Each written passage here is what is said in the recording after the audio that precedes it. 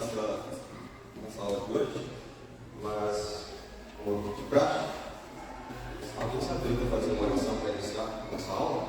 Esse é o Senhor Jesus.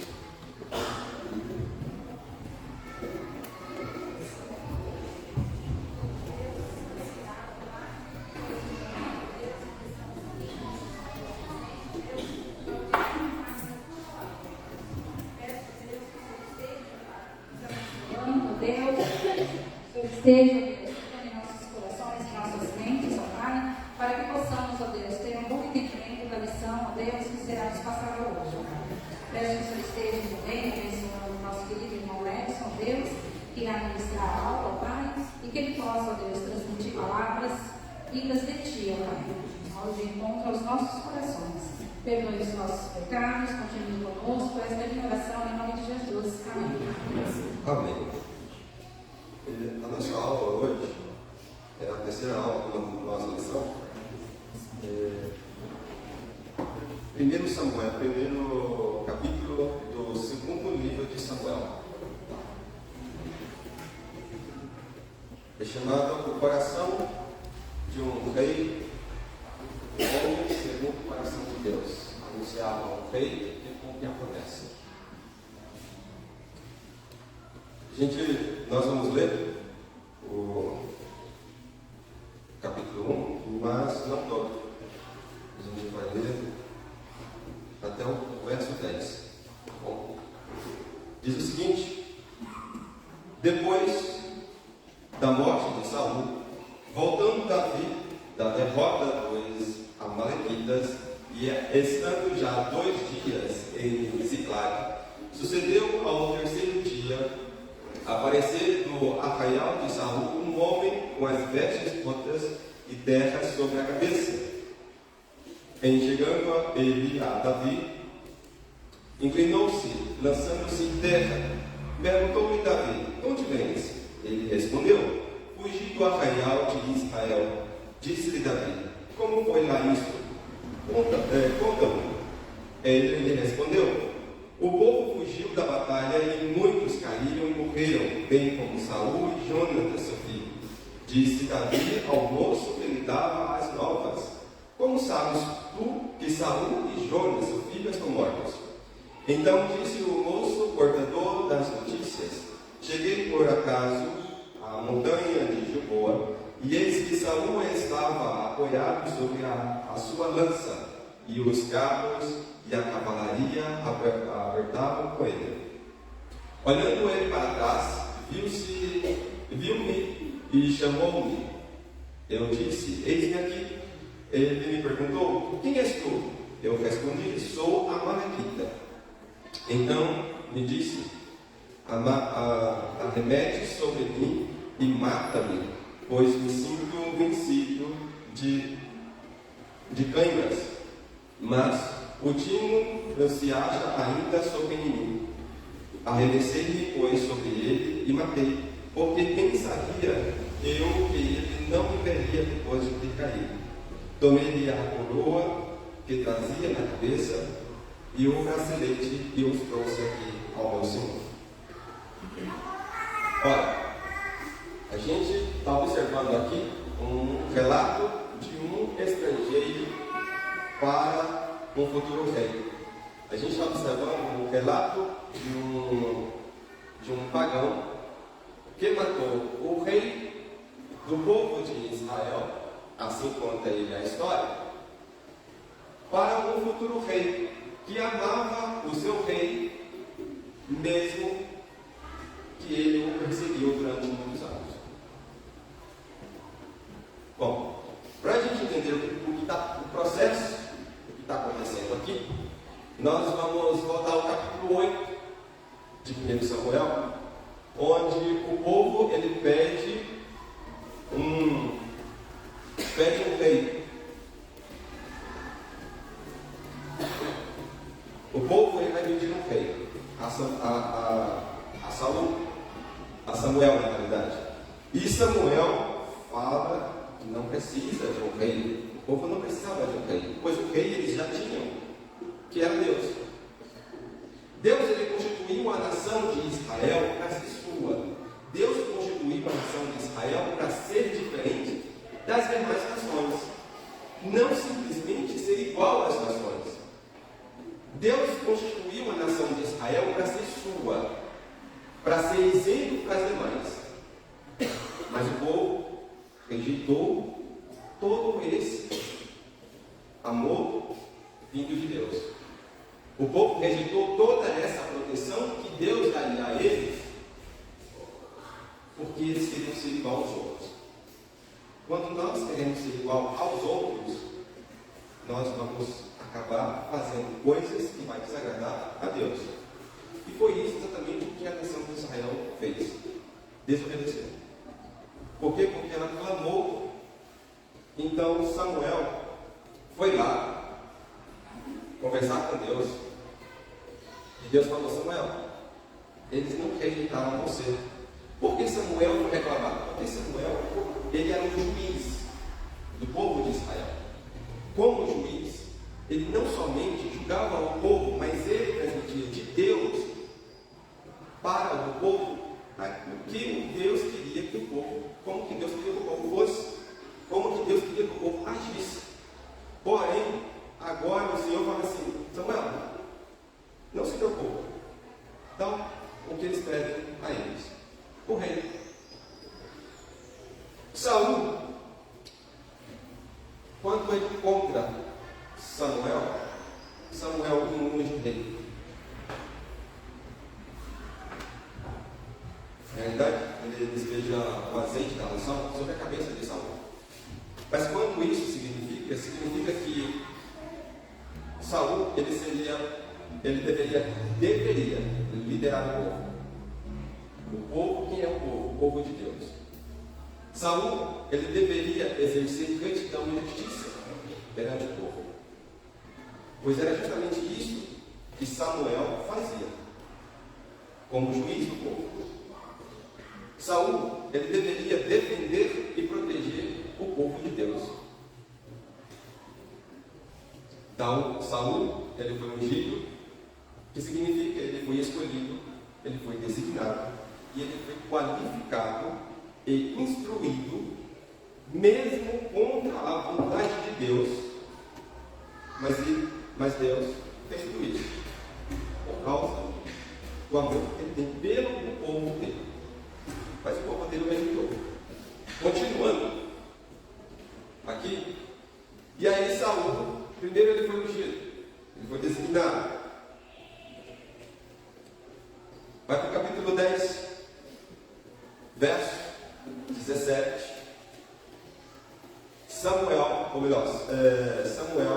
ele convoca todas as tribos de Israel. Convocou Samuel o povo ao Senhor em Mispa. Para quê? Para que ele pudesse apresentar Saul ao povo. O povo precisava saber quem seria o rei dele. O povo precisava saber quem iria liderar aquela multidão de gente. Passa para o próximo slide, beleza? Daí, aqui a gente observa, mas a gente observa o primeiro rei, a linha dos reis de Israel. O primeiro rei que a gente vai encontrar vai ser Saul, porque ele foi o primeiro rei a ser designado. No capítulo 10, no verso 23, diz o seguinte: correram e tomaram dali, estando ele no meio do povo, era o mais alto e sobressaía de todo o povo do ombro para cima. Então disse Samuel a todo o povo: vedes a quem o Senhor escolheu? Pois em todo o povo não há nenhum semelhante a ele. Então todo o povo rompeu em gritos, exclamando: viva o rei! Então aqui Samuel mostra para o povo quem é Saul. Um homem alto, robusto, forte, que se destacava entre a multidão. Quem mais poderia governar um povo? O povo diz: o povo do Senhor. No verso do capítulo 11, no verso 15, diz o seguinte: e todo o povo partiu para Gilgal, onde proclamaram Saul, seu rei, perante o Senhor, e cuja presença trouxeram ofertas pacíficas, e Saul muito se alegrou ali com todos os homens de Israel. A gente está observando a construção do rei de Israel, seu chamado, como ele foi aclamado pelo povo. E agora, no verso 13, ele começa a fazer a sua liderança. Próximo slide, por gentileza. E aqui a gente observa, temos o primeiro rei de Israel, rei segundo o coração do homem. Lembre-se, Saul, ele foi proclamado rei não porque Deus o quis, mas porque o povo quis. Porque o povo quis ser igual às demais nações. Como demais nações, o rei ele iria julgar, proteger, guiar a sua nação, mas também tudo que era de melhor seria para ele. Tudo o que seria de bom e de melhor, terras, melhor esposa, tudo seria para ele. Não mais as pessoas viveriam como pelas ordens do Senhor. Mas até aqui, a gente observa que tem no mapa toda a região de Israel. Era justamente nessa toda a região que começa o reinado de Saul. Porém, a gente observa que nós temos para cá, nós temos os filisteus, e para cá nós temos os moabitas e os amorreus. Todo esse povo, numa aula anterior, eu expliquei que seriam inimigos de Deus, inimigos do povo de Deus. E foi justamente isso que aconteceu. Aqui começa as lutas e perseguições do povo de Deus.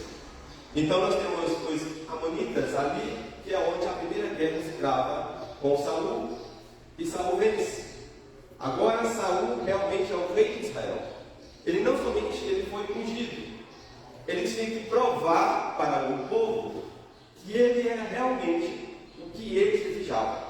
E é justamente aqui, nessa guerra entre os amorreus, que Saul ele se destaca. E aí o povo aclama mais ainda, comprova no coração do povo que ele é o rei deles. No verso 8 do capítulo 13, esperou Saul 7 dias, segundo o prazo determinado por Samuel. Não vindo porém Samuel a Gilgal, o povo se foi espalhando dali. Então Saul disse: trazei-me aqui o holocausto e ofertas pacíficas.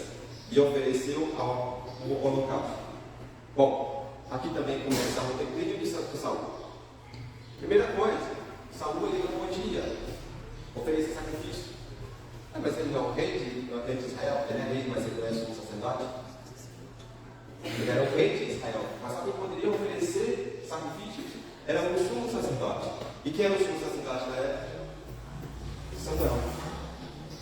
Samuel ele deu uma ordem específica de Deus para Saul. Bom, você venceu a guerra. Desce, espera-me lá em Gilgal, que a gente vai oferecer sacrifício. Porém, Saul viu todo o povo se dissipando, indo para as suas casas.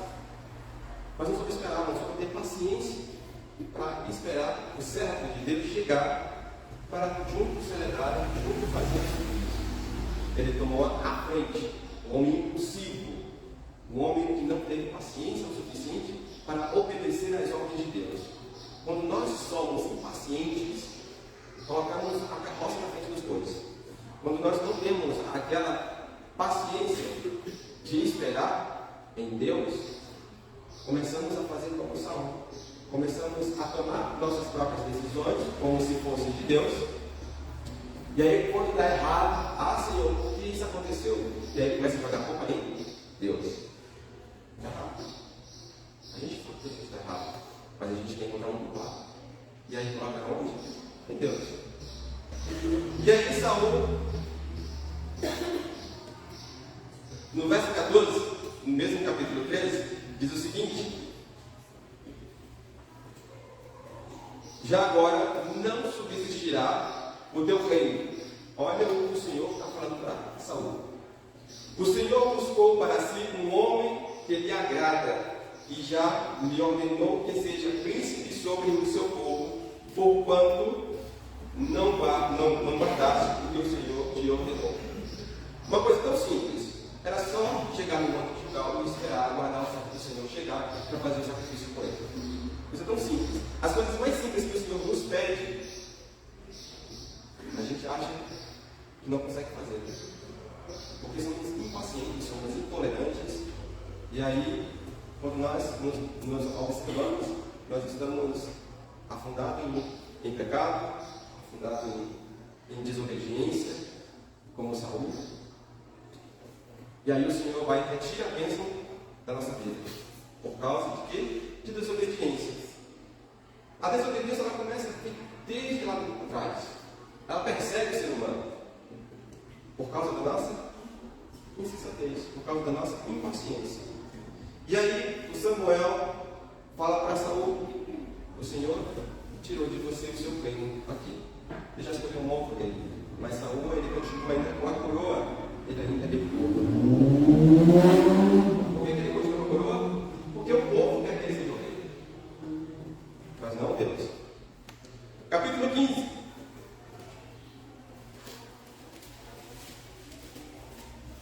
Outra desobediência de Samuel, ou de Saul. Era para eles irem, para Saul ir até os amalequitas, matar os reis amalequitas, ferir, exterminar aquele povo, mas não isso acontece. A hora é o seguinte: vai pois agora e fere Amaleque e destrói totalmente a tudo o que tiver, e nada lhe poupes, porém matarás homem e mulher, meninos e crianças de peito, bois, ovelhas, camelos e jumentos. Gente, isso é uma carnificina. Deus está dizendo para eles tirarem o pecado do meio deles. Por quê? Porque era um povo literalmente, totalmente caído em desgraça. E esse povo estava entre o povo de Israel. E o Senhor fez o quê? Elimina tudo. Tira tudo. Tudo o que eles pertencem. Não sobe nada. Já observaram que é uma carnificina? Vamos falar o seguinte: já foram no frigorífico alguma vez? Não é capaz de gelar, não. É a parte de onde mata os bois. Depois destraça os bois. Eu estou falando uma coisa bem mais simples. Algo que acontece no dia a dia da forma. Mas estou falando de seres humanos. Estamos falando de gente como eu e você. Mata tudo. Criança de porco. Estamos falando de matar animais domésticos. Extermina tudo. E Saul ele foi. E Saul, no verso 9, e Saul e o povo pouparam quem? Agar, o rei. Pouparam ele. Trouxeram ainda animais com ele consigo para o acampamento. E aí, quando chega, verso 9 diz: Samuel fala: arrependo-me de haver constituído Saul rei, porquanto deixou de me seguir e não executou as minhas palavras. Isso é as palavras de Deus dadas a Samuel, dirigida a Saul. Então Samuel se constritou e toda a noite clamou ao Senhor. Samuel chorou, Samuel intercedeu. Mesmo assim, a coroa de Saul já não mais pertencia a Saul. Já tinha um novo rei. Saul não era mais dele, por causa justamente da desobediência. Quando o povo de Deus é desobediente às leis que o Senhor nos dá, o povo padece. E quando os líderes de Deus são desobedientes à palavra de Deus para guiar seu povo, o povo padece. O povo padece. E aí então, continuando, no verso 14 do capítulo 16, diz o seguinte: tendo-se retirado de Saul o Espírito do Senhor, da parte deste um espírito maligno atormentava. Então os servos de Saul lhe disseram: eis que agora um espírito maligno enviado de Deus te atormenta. Gente, é o seguinte: estamos na igreja, somos filhos do Senhor, nós temos o Espírito de Deus conosco. Saul, ele tinha se afastado de Deus. Saul tinha manchado a casa, morada do Espírito. Somos nós, por causa dos experiências. Quando nós nos afastamos de Deus, nós tiramos as muralhas, a proteção de Deus de volta da gente. E aí nós ficamos vulneráveis às convocadas de Satanás. Ficamos à mercê do que Satanás quer fazer conosco por dentro e entender. Quando nós nos afastamos de Deus, porque foi isso que Saul fez, ele literalmente afastou-se de Deus. Ele não mais ouvia Deus, ele se ouvia o orgulho, a altivez, tudo dele, agora é somente ele como rei e tudo mais. Então, ele ficou vulnerável a Satanás. Então, Satanás fez com ele. Isso é um exemplo para nós, igreja.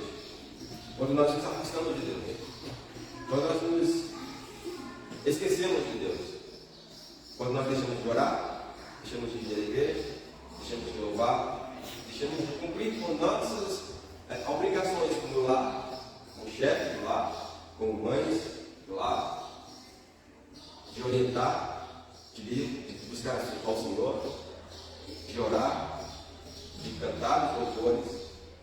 Nós estamos na igreja que a gente faz isso. O nosso lar tem que ser um pedacinho do céu. O nosso lar tem que ser constituído como um pedacinho do céu.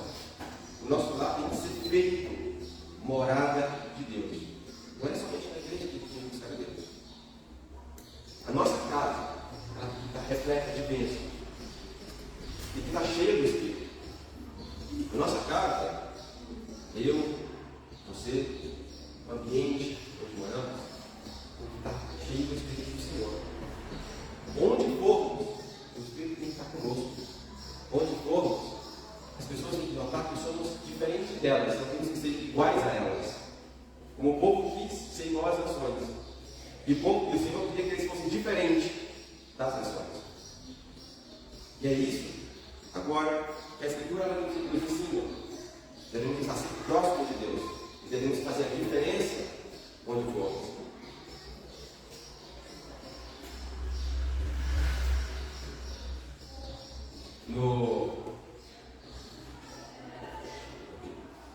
Passando para as nossas Bíblias, Saul, ele diz o seguinte: Saul como rei de Israel.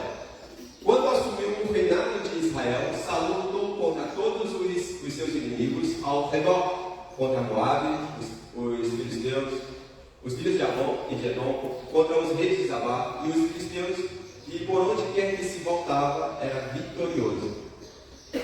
Samuel ainda era vitorioso.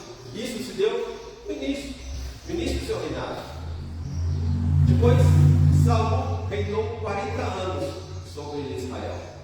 No princípio teve muitas vitórias, derrotando inimigos de Israel, mas seu comportamento desobediente acabou levando a ser rejeitado por Deus.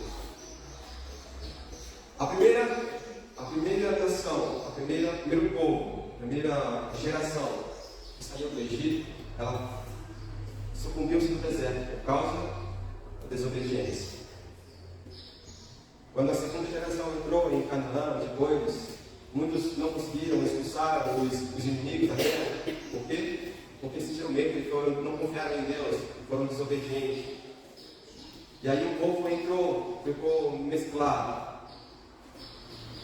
Observe, toda a história do povo de Israel vai se dar o flagelo da desobediência. Todo o processo na vida de Israel, na vida da igreja, o povo de Deus, é por causa da desobediência.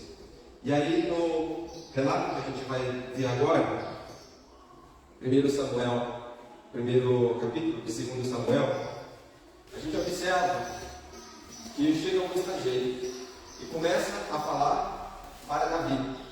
Davi foi um homem que foi perseguido por Saul, devido ele ser um homem temente a Deus, devido ele matar Golias, devido às pessoas observarem aquela diferença de homem que ele era, e por eles cantarem nas ruas, gritando o nome de Davi, que era melhor do que Saul. E aí Saul ele se enche de inveja, outra mal que ocorre dentro da igreja, a inveja uns pelos outros. E aí Saul ele começa a perseguir Davi. Davi, para escapar, teve que fugir. Então, Davi, ao mesmo tempo que ele foi fugindo, Deus foi livrando ele, foi mostrando para ele quem ele era diante das nações inimigas, porque Davi ele foi se refugiar justamente entre o povo inimigo. E Deus o abençoou. E agora Davi recebe a notícia de que o seu rei, observe, primeira coisa, mesmo Saul perseguindo Davi o enxergava como rei. Davi o via como o ungido de Deus. E Davi, ele observa que o relato do homem que chegou para ele com a coroa do ungido de Deus, com os braceletes do ungido de Deus, ele fala: você matou o rei. Não matou o rei. Ok? Vamos ver aqui uma coisa anteriormente. Capítulo 31. Capítulo 31, verso 4. Diz o seguinte: na batalha que aconteceu, muitos foram mortos do povo de Deus. Saul, ele caiu também. Jonas já tinha sido morto. Quando Saul viu que não tinha mais como vencer a batalha, ele não queria ser morto pelo inimigo. Então ele diz o seguinte: então disse Saul ao seu escudeiro, um outro judeu, um outro israelita que estava com ele, que ajudava ele, falou o seguinte: arranca tua espada e atravessa-me com ela, para que porventura não venha estes incircuncisos e me traspassem e escarneçam de mim. Porém o seu escudeiro não quis, porque temia muito. Então Saul tomou a espada e se lançou sobre ela. E o escudeiro também fez a mesma coisa. Tá? Se suicidaram, se mataram. Mas o relato que é encontrado aqui no primeiro capítulo é que um amalequita matou o rei Saul, porque ele estava coberto de câimbras. E Davi, o que ele faz? Ele exerce a lei que foi dada lá atrás. Então Davi ele pega esse jovem e ele mata esse jovem, porque não se pode tocar no ungido de Deus. É dito lá em Levítico e em Êxodo que não se pode. Depois que Deus unge, não se pode mexer no ungido de Deus, não se pode tocar no ungido de Deus. Né? E aqui ele observa que o cara chegou e falou: olha, matei, ele estava lá, não ia mais lutar, não tinha mais como ele lutar, então eu matei. Então Davi ele observa direitinho a história e ele exerce a lei sobre esse rapaz. Mas ao mesmo tempo que ele recebe, ele exerce a lei. Olha o verso 12 para nós, para a gente ler. Prantearam, choraram e jejuaram até a noite por Saul e por Jonas seu filho, e pelo povo do Senhor, e pela casa de Israel, porque tinham caído a espada. Davi, ele sabia quem era Saul, sabia que tinha uma amizade imensa com Jonas, e ele conhecia a casa do Senhor, o povo dele, um povo que foi constituído para ser diferente das demais nações. E aí, o que acontece agora é que Davi dá uma ordem para o povo: vamos lamentar, vamos chorar, vamos jejuar, mas não andem pelas ruas gritando, não andem pelas ruas lamentando, porque não era para dar igual às os demais inimigos. E aí no verso 19 ele diz o seguinte: a tua glória, ó Israel, foi morta sobre os teus altos, como caíram os valentes. A primeira coisa que Davi fala nesse canto aqui ele dá uma noção para o povo sobre a glória de Deus. Quem tiver a revista aí, por gentileza, abra para nós, vou colocar lá na página 12, onde fala o canto e o canto. Na revista diz o seguinte, no final do primeiro parágrafo, lá onde tem branco e canto, diz o seguinte: algo que a Escritura ensina em relação ao pecado é que ele é motivo de tristeza desde o ato até a consumação de suas consequências. Por que está referindo isso?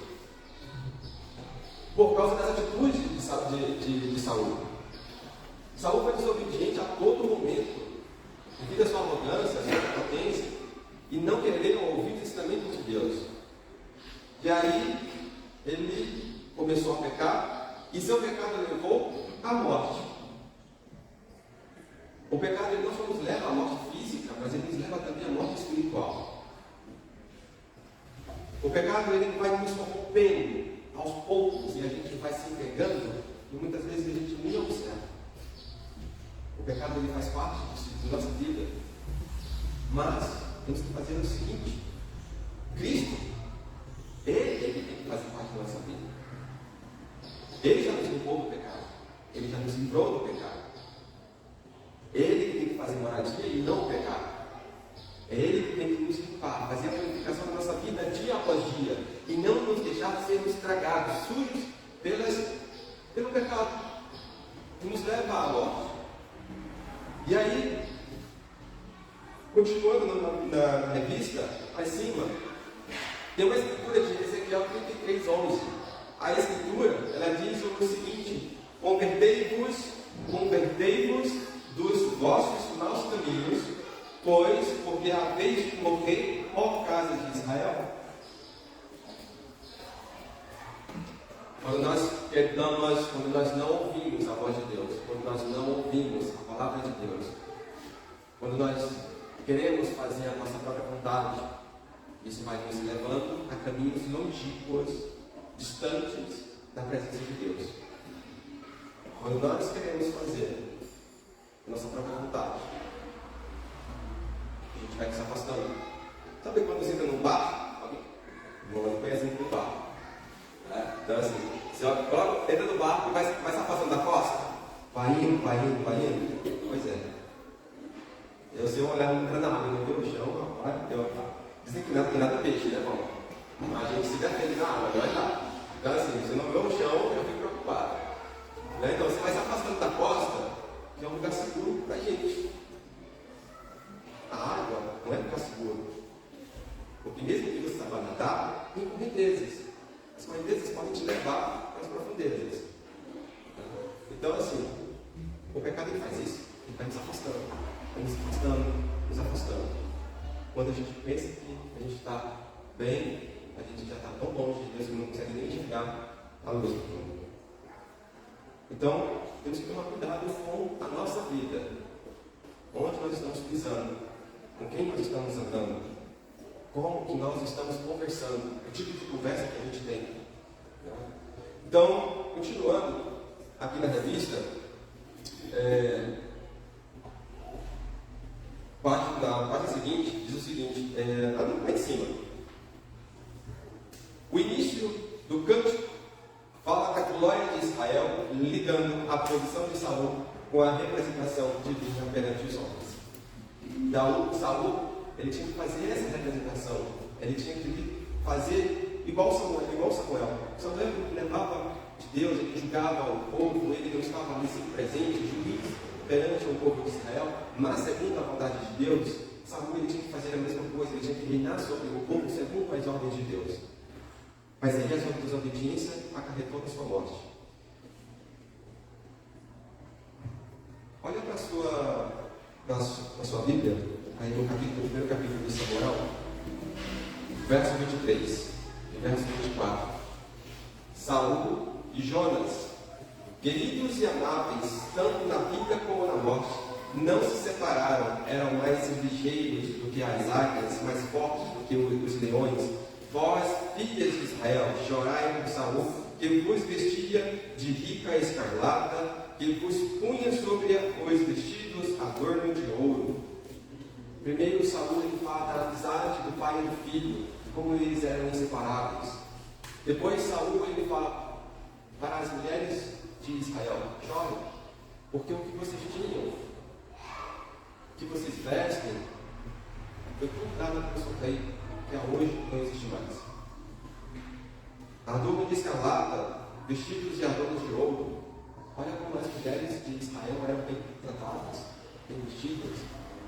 Depois do verso 26, angustiado estou por ti, meu irmão Jonatas.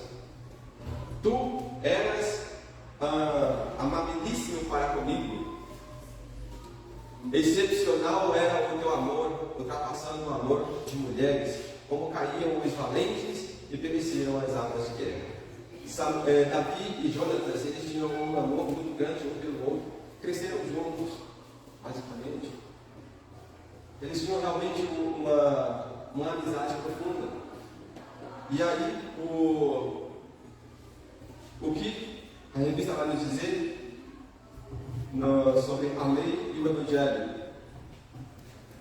O ungido é alguém, na página 14, onde tem as escrituras, Êxodo 24, 41, Levítico 6, 20, diz o seguinte: o ungido é alguém separado para Deus, consagrado ao seu serviço. Era isso que o Saul ele tinha se constituído, separado por Deus, mesmo com a vontade dele. Sabe quando você ora muito por uma coisa e não acontece? Deus está te protegendo.